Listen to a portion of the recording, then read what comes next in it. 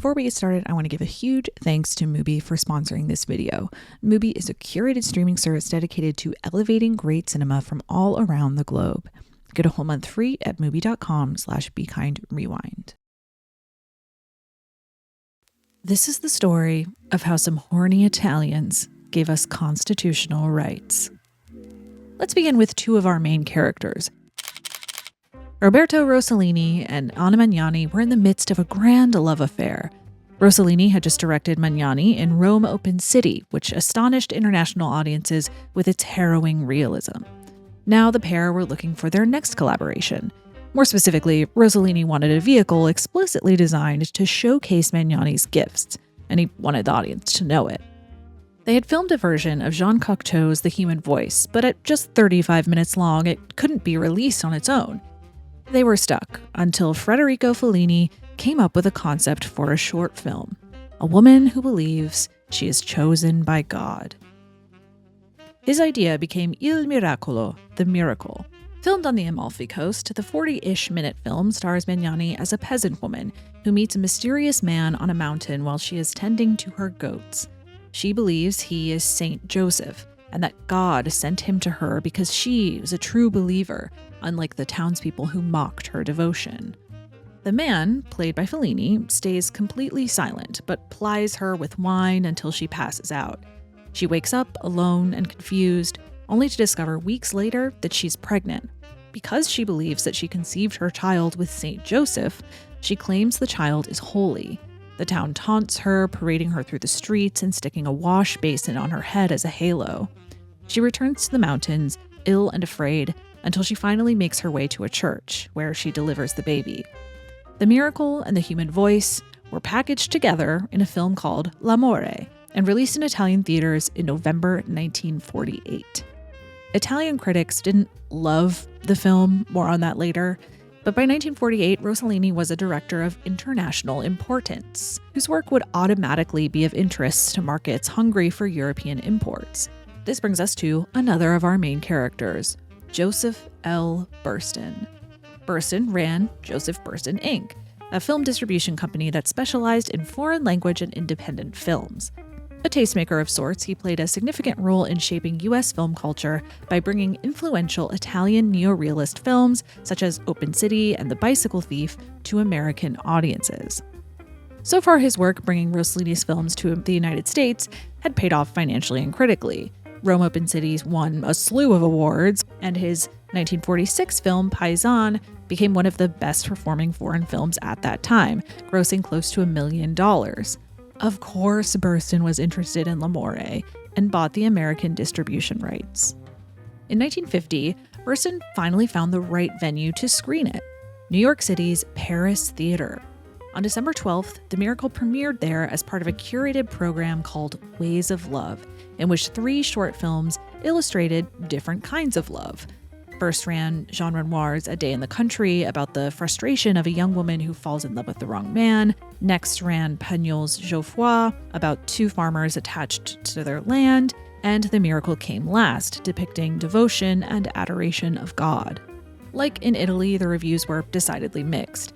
Some found it grating and overly melodramatic. Howard Barnes of the New York Herald Tribune, for example, chastised Magnani because her efforts at persuasive performing only make the work more nauseating.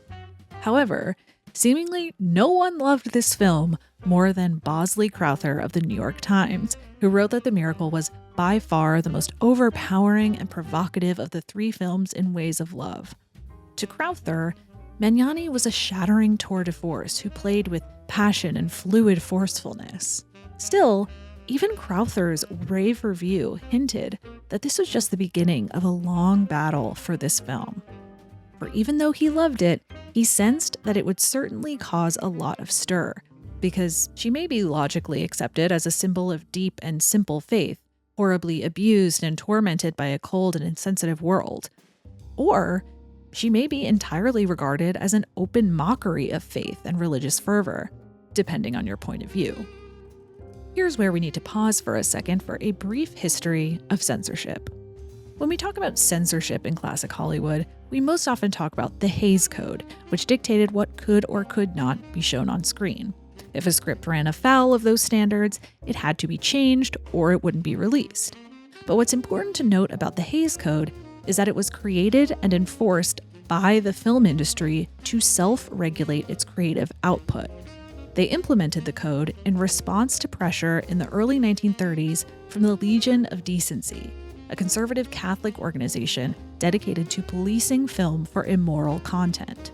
Aware of the peculiar power of the cinema upon the great mass of the people, the Church has encouraged the development of the film, so that it might be directed towards the noble end of promoting the highest ideals and the truest standard of life. The louder and more politically involved that group got, the more interested the government became in more hands-on approach to censorship. So, the code was kind of like a PR move to avoid increased government censorship. A way of saying, it's okay, we've got this ourselves, just stay off our backs. However, some cities and states still had local government-appointed censors that would review every film released in their respective area. They had the power to edit out scenes, lines of dialogue, or even deny a film from screening altogether if they thought it was inappropriate. In New York, the Motion Picture Division of the Department of Education was responsible for this process. Once they approved a film, it would receive a license and therefore was allowed to play anywhere in the state. You get the license, you're good to go. It's this process, the slightly boring and bureaucratic process of issuing licenses, that forms the crux of our story. Crowther's suspicion that some people might find the miracle an open mockery of faith turned out to be a prescient one. 11 days after the miracle's New York State debut, Edward T. McCaffrey, New York City's license commissioner, called the Paris Theater and informed them that he found the miracle officially and personally blasphemous, and warned that they must stop screening the film or the theater's license would be revoked. The theater scrambled. They had no paperwork to document this warning, no details about the order, and screenings scheduled throughout the rest of the day. And what did that even mean, revoking a license? That had never happened before. After all, the Motion Picture Division had approved the miracle not once, but twice, with no notes, once as part of L'Amore and once as part of Ways of Love. Now, all of a sudden, it didn't have approval? What was going on? Ultimately, fearing potential consequences, the Paris staff pulled the miracle from the trilogy and replaced it with a cartoon. Most likely, the 1950 Best Animated Short winner, Gerald McBoing Boing. Burstyn was immediately on the case. He went straight to the courts, and on January 5th, they ruled that officials could not revoke a license, and the film could continue screening at the Paris. Whew, problem solved, right? Wrong.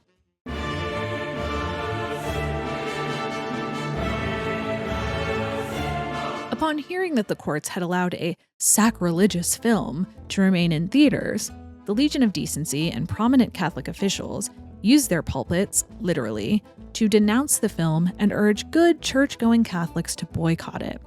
The main antagonist here was Cardinal Francis J. Spellman, an unsurprisingly deeply conservative man who routinely weaponized his congregation for political power and somehow managed to influence everything from Supreme Court nominations to the Vietnam War. He was a huge figure in New York politics, and well, can you guess what else? The legendary leader of the New York Archdiocese, the late Cardinal Francis Spellman, is now being accused of sexual abuse. Spellman especially loved criticizing movies, and so in early January he took to the mic and in a statement read at all masses at St. Patrick's Cathedral, said, "4 weeks ago, you and I took the Legion of Decency pledge. We pledged to stay away from indecent and immoral films, to unite with those who protest against them, and stay away altogether from places of amusement which show them as a matter of policy. Today, we call upon you to make that pledge effective against a picture entitled The Miracle, and against any theater that is showing it now or may show it henceforth.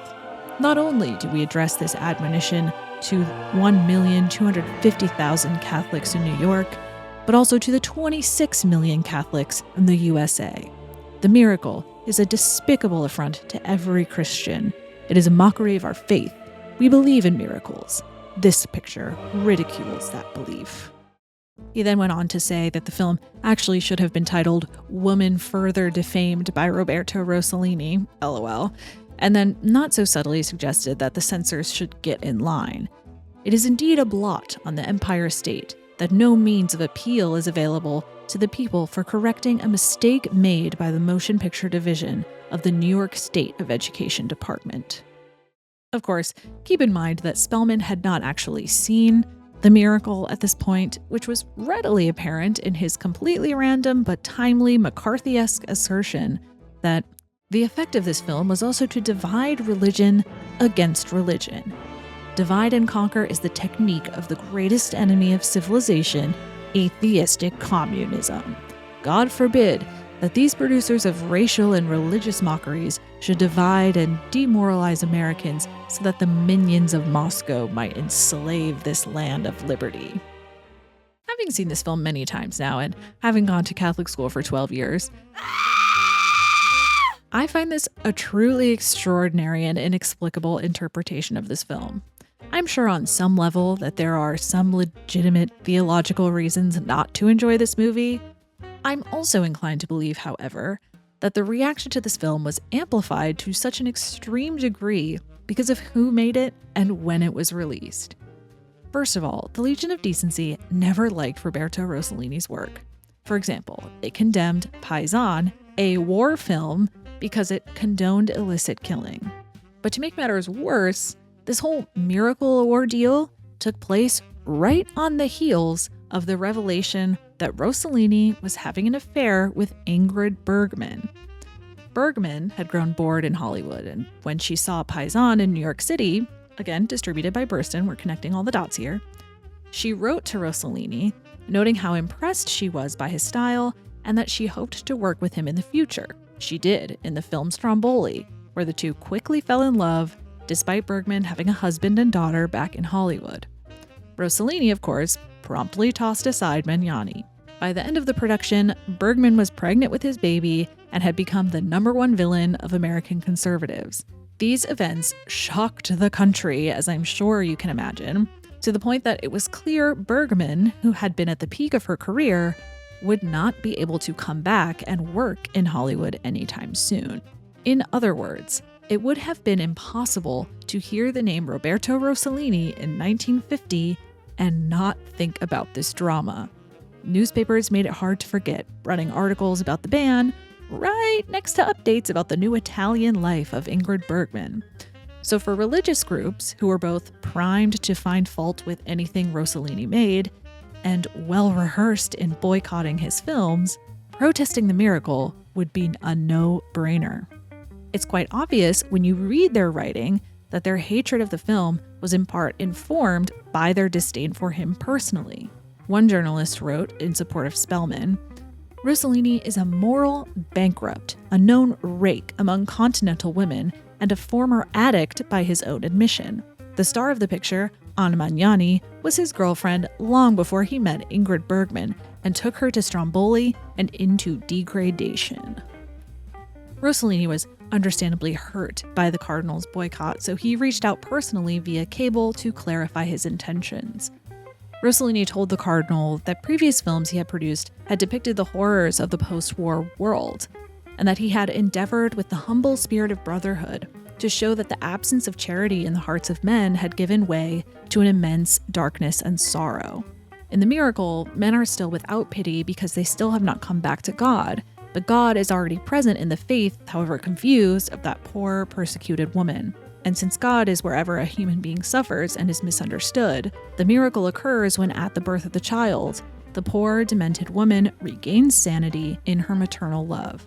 These were my intentions, and I hope that your eminence will deign himself to consider them with paternal benevolence. Once again, I'd like to emphasize that this is a fairly obvious interpretation of this film. It doesn't seem like he's trying to blame or mock Magnani's character, but rather is overtly cynical about the way the world treats this woman, who is clearly not equipped to take care of herself. Regardless of Rossellini's explanation, the fight continued, now with receipts. The Catholic newspaper The Tidings published articles claiming that the film had been condemned in Italy by the Pontifical Film Commission and the Agency of Catholic Action, a way of saying that even Italy had disapproved of this film, and that's where the Pope lives, so clearly it's bad and never should have been allowed to play in New York City in the first place.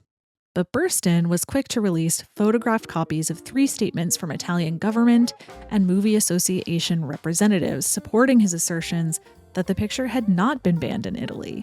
In reality, the film hadn't made much of an impact there at all. Time magazine revealed, in Roman Catholicism's stronghold, the miracle caused little to no stir.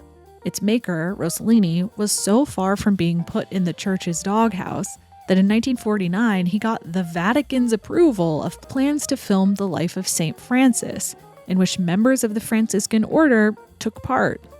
Actually, the worst criticism that Rossellini got about the miracle was that by making such an introspective, poetic exploration of a woman's psychology, he had completely abandoned neo-realism.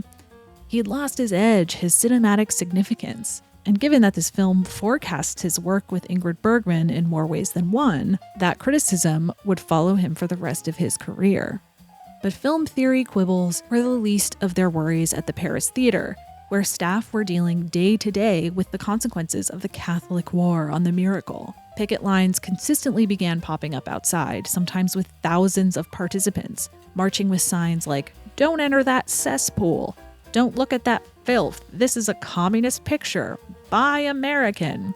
The police had to empty out the theater at least twice in response to bomb threats. One of its phone lines was cut, another line was thought to be tapped, as well as that of Burstyn's lawyer. And when L'Amore was awarded the New York Critics Circle Award for Best Foreign Film, the ceremony literally had to change venues from the typical Radio City Music Hall to the Rainbow Room of the RCA building because of threats by these groups. Policemen were also assigned to guard the ceremony. At the same time, all the attention ironically helped the film, because as Alice Hughes wrote in the Star Press, to shoot a play or picture into immediate popularity in New York, all it needs is to be banned. Lillian Gerard, then the managing director of the Paris Theatre, wrote on the 25th anniversary of the case, at a time when it was uncommon to see lines outside an art theater, the audience queued up in the cold. They wanted to see what the license commissioner said they couldn't see. They wanted to demonstrate their solidarity against censorship, and they did. Never before had the Paris Theatre accommodated so many people, and it didn't again until recently when the theater played The Exorcist. Well, good thing Cardinal Spellman never saw that movie. Your mother sucks cocks in hell. Clearly, the controversy wasn't going anywhere. Religious groups continued to apply pressure to the state, and it worked. On January 19th, Burstyn was called before the Board of Regents, the body within the Department of Education that oversaw the motion picture division. See, they had just seen The Miracle and thought maybe the motion picture division made a mistake. Maybe the film was blasphemous. So Burstyn and his lawyers, as Laura Witten-Keller and Raymond Habersky point out, prepared for the unprecedented situation of defending before a Regents committee a license issued by its own censor board. Sure enough, on February 15th, the board decreed that the film was sacrilegious and therefore unfit for screening in New York State. They revoked the film's license, and it was withdrawn from the Paris Theatre for real this time. The board's decision caused an uproar in the press, largely because The Miracle didn't lose its license because of some dumb bureaucratic technicality. It lost its license because a conservative minority applied political pressure to impose their views on the wider public. Burstyn told the New York Times, "There seems to me to be a motive behind this big ado. The Legion has been quite harsh, quite tough on films from Europe. It is my impression that the Legion is trying to establish itself as the official censor of the city of New York. No one group, no matter how sincere, should impose their ideas, their conceptions of what is good and what is not good on the entire city of New York." Several journalists agreed. It was obvious that the Catholic Church in America had embarked on a new crusade, an overhauling of the censorship machinery on a national scale. Soon, several civil liberties groups offered to help Burstyn, and leaders from other faiths also spoke up to defend the film, calling the ban a violation of the principle of the separation of church and state. The film industry, which perhaps had the greatest stake in this case, was surprisingly quiet during this debacle, however.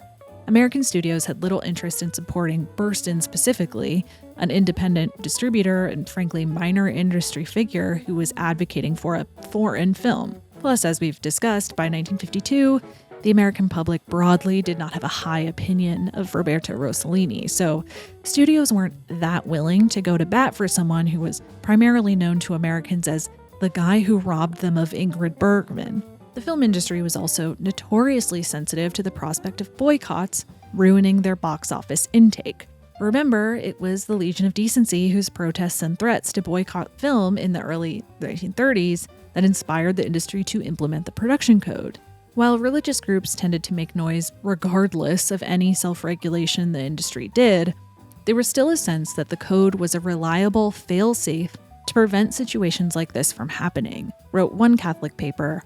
It is comforting to know there is little or no chance that Rossellini or anyone else would be permitted to produce such a film in the United States of America. The Hollywood Production Code Administration, openly challenged on principle by pro-leftist individuals and organizations, would never have approved such a screenplay in the first place. Still, this conflict spawned important debates about the legality of censorship. Sure, the political maneuvering here by the Legion of Decency was disturbing, but wasn't it also kind of fundamentally strange that the government could legally suppress an artist's work whenever it wanted? Didn't the filmmaker have a right to express himself? Who got to determine if a film was immoral or harmful anyway? This guy? This guy? Why them? Why did their opinion matter more than the artist's? I mean, you would think this would be an open and shut case, a violation of the First Amendment, which guarantees freedom of speech, and a violation of the 14th Amendment, which guarantees due process, meaning the government can't prevent the publication of materials, aka prior restraint.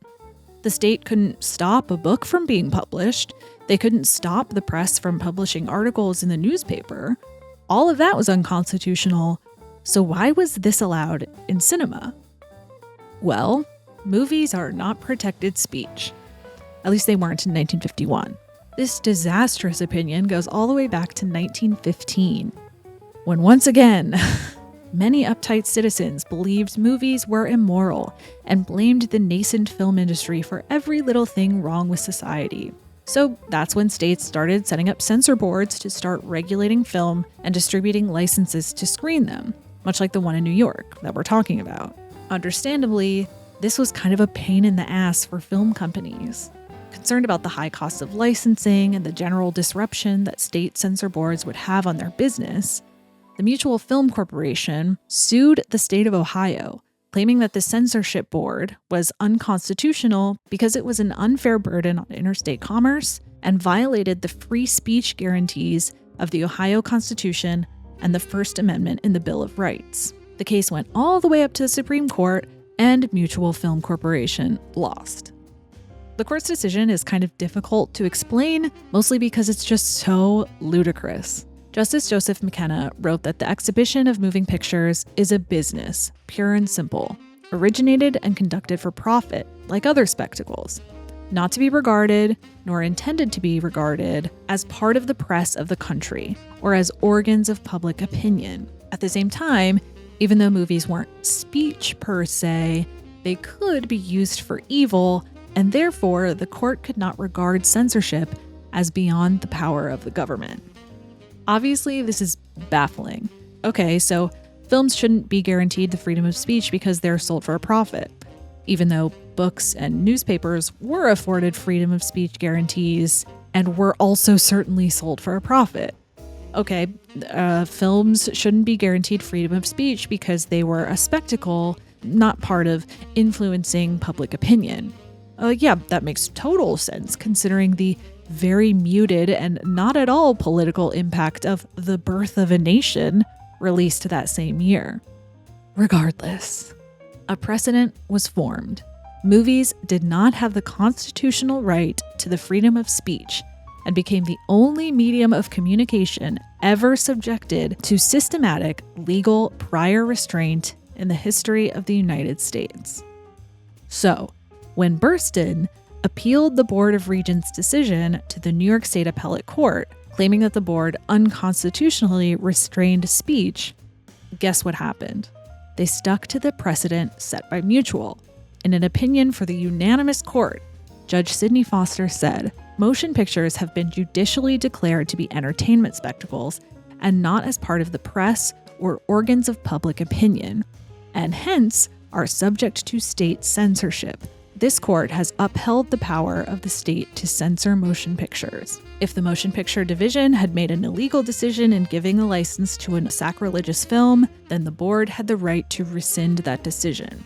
Burston again appealed, and again on October 18, 1951, the New York Court of Appeals upheld the board's decision, saying some truly delusional things about the film, but more importantly, that the rationale of these decisions is that motion pictures are primarily a form of entertainment, a spectacle or show, and not such vehicles of thought as to bring them within the press of the country. Essentially, what petitioner, Burston, would have us do is predict that the Supreme Court will overrule the Mutual film case and disregard them here. So if the state courts wouldn't overturn this precedent, maybe the Supreme Court would.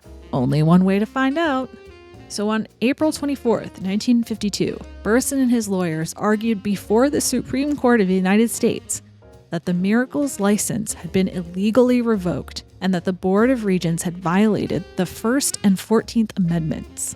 Thankfully, Burston's timing was just right. Virtually every law review article of the early 1950s that commented on Burston anticipated its own verdict. The time for overturning Mutual films was long overdue. By the 1950s, the undeniable societal role and impact of film had rendered the original Mutual decision completely out of touch. The Supreme Court was fully prepared to reconsider Mutual films, which pointed toward a fairly obvious ruling in Burston's favor. The court had basically needed an excuse to overturn the decision, and the Miracle happened to fit the bill. But it's worth asking why, because it wasn't the first time the court had the opportunity to overturn the Mutual decision. In 1947, the notoriously villainous Memphis censor Lloyd Binford, a man who once said he wasn't racist, he just didn't believe in social equality, that's all, banned the United Artists film Curly, a Little Rascals-type comedy, on the grounds that it showed black and white children in a classroom together, because, in his words, the South does not recognize social equality between the races, even in children. United Artists sued, but the Tennessee Supreme Court upheld Binford's decision. They then appealed, but the Supreme Court refused to hear the case. In 1949, the Atlanta censor banned Lost Boundaries, a film about a black doctor passing as white, on the grounds that the exhibition of said picture will adversely affect the peace, morals, and good order of Atlanta. Again, the producer sued, and the Georgia courts upheld the ban, saying that unless motion pictures can be afforded the coverage extended the press, it's clear that the police power of the state has not been exceeded. Again, they appealed, and again, the Supreme Court refused to hear the case. So when we're thinking about why The Miracle was the film to finally reach the Supreme Court, a pretty obvious trend starts to pop up. Norman Rosenberg observes that the dispute over The Miracle would have been seen as less politically troubling than the other controversies, all of which involved Jim Crow and the constitutional politics of civil rights. When Rossellini's Miracle suddenly appeared, the court did not need to formally overrule Mutual films in a case involving the kind of film that segregationists saw promoting miscegenation, or interracial mixing. Rebuffing segments of the Catholic Church over The Miracle, moreover, risked far less political blowback for the High Court in Washington than, given the local power of Cardinal Spellman, it had for tribunals in New York State. These concerns are worth keeping in mind when we think about the final verdict. On May 26, 1952, the United States Supreme Court unanimously reversed the New York Court of Appeals and struck down the ban on The Miracle. Hooray! In his decision, Justice Tom Clark wrote, "We conclude that the expression by means of motion pictures is included within the free speech and free press guarantee of the First and 14th Amendments. To the extent that language in the opinion in the Ohio case is out of harmony with the views here set forth, we no longer adhere to it. The mutual precedent was dead in a ditch. Describing cinema as a significant medium for the communication of ideas, he concluded that the importance of motion pictures as an organ of public opinion is not lessened by the fact that they are designed to entertain as well as inform, meaning that films shouldn't be subjected to censorship simply because they are produced by an industry conducted for profit. But hey, don't get too excited. Clark was very careful to limit the scope of the court's decision. Since, he wrote, the term sacrilegious is the sole standard under attack here in the New York case, it is not necessary for us to decide, for example, whether a state may censor motion pictures under a clearly drawn statute designed and applied to prevent the showing of obscene films. That's a very different question from the one now before us. We hold only that under the First and 14th Amendments, a state may not ban a film on the basis of a censor's conclusion that it is sacrilegious. He added, it does not follow that the Constitution requires absolute freedom to exhibit every motion picture of every kind at all times and all places. Basically, he said that the court only decided that the standard sacrilegious was vague and unconstitutional, and that in some cases, censorship might still be legal if states could prove that it was necessary. But although the Miracle decision didn't end censorship in one fell swoop, Christy Millican writes, the effect of this decision on Hollywood filmmaking was enormous. By dramatically modifying the legal status of local and state censorship boards, Burstyn became a watershed moment for future films about politically sensitive and controversial issues. Slowly but surely, court case by court case, the industry began chipping away at censorship in other areas. And we can see the effects of this very immediately. Pinky, a film about a black woman passing as white who falls in love with a white man, was banned in Marshall, Texas by the local censor. An exhibitor, W.L. Gelling, showed it anyway, was arrested for that, convicted, and fined. When his case went all the way to the Supreme Court, mere weeks after the Miracle decision, the court sided with him. Again, to avoid controversy, the court didn't give any detailed reasons for its action. It merely noted that Gelling's conviction was reversed on the basis of the precedent set in the Miracle case. It goes on and on like that, typically one sentence, anonymous opinions that struck down statutes authorizing censorship. Superior Films, Inc. versus Department of Education of Ohio removed harmful as a standard of censorship. In 1955, in Holmby Productions versus Vaughn, the court reversed the Kansas Censor Board's decision that The Moon is Blue was obscene, indecent, and immoral, etc., etc., etc., until prior restraint of film exhibition was ruled unconstitutional altogether in 1965's Friedman versus Maryland.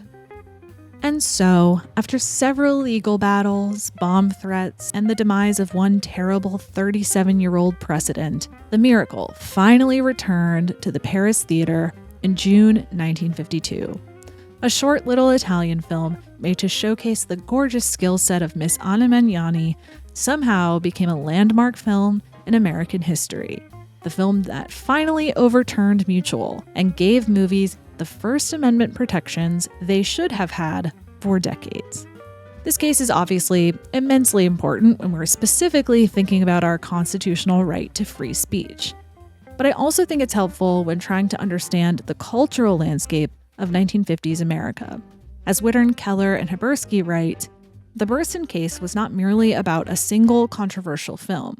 It was an illustration of the post-war struggle between two states of the American mind.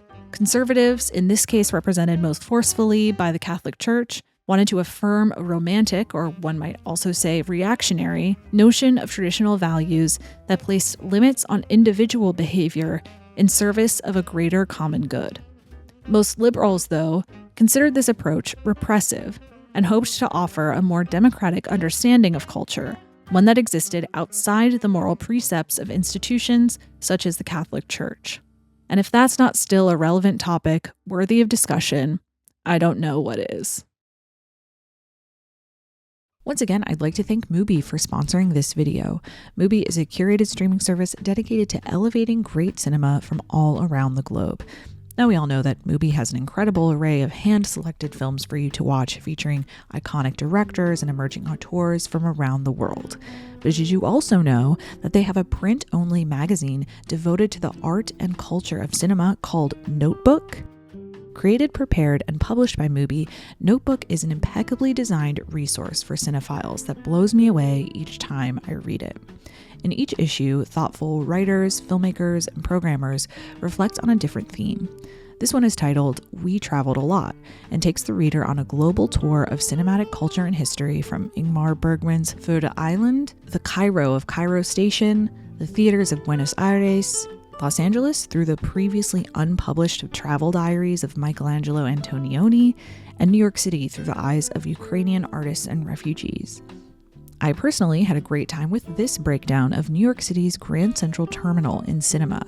I'm at Grand Central literally all the time, but usually just rushing through as quickly as possible to get where I'm trying to go. So it was cool to pause and actually look around and think about this infographic and really take in all of the amazing films that have taken place there. Again, I can't emphasize enough how beautifully designed a Notebook is. This issue features photographs by Park Chan-wook, which frankly I'm considering framing. If you're interested in grabbing an issue for yourself, great news. Notebook is published biannually, and subscriptions are now open for issues 3 and 4. You can subscribe to the magazine now for just $40 a year, which will include not only 2 beautiful issues, but also each issue comes with an exclusive gift, a surprise just for Notebook subscribers. Plus, shipping is free wherever you are. Find out more at mubi.com/magazine. And don't forget to check out the streaming service as well. You can get a whole month free at mubi.com/BeKindRewind. A world of cinema can be at your fingertips. Visit mubi.com/BeKindRewind today. But there's no place for governmental censorship in America. There's no human being that can tell in advance what the rest of Americans should see or not see, read or not read, hear or not hear. Why not let the American people make up their own minds? That's what we've done since we were a nation. It works better than any other system that I know of. It's the only doctrine that's worth living by.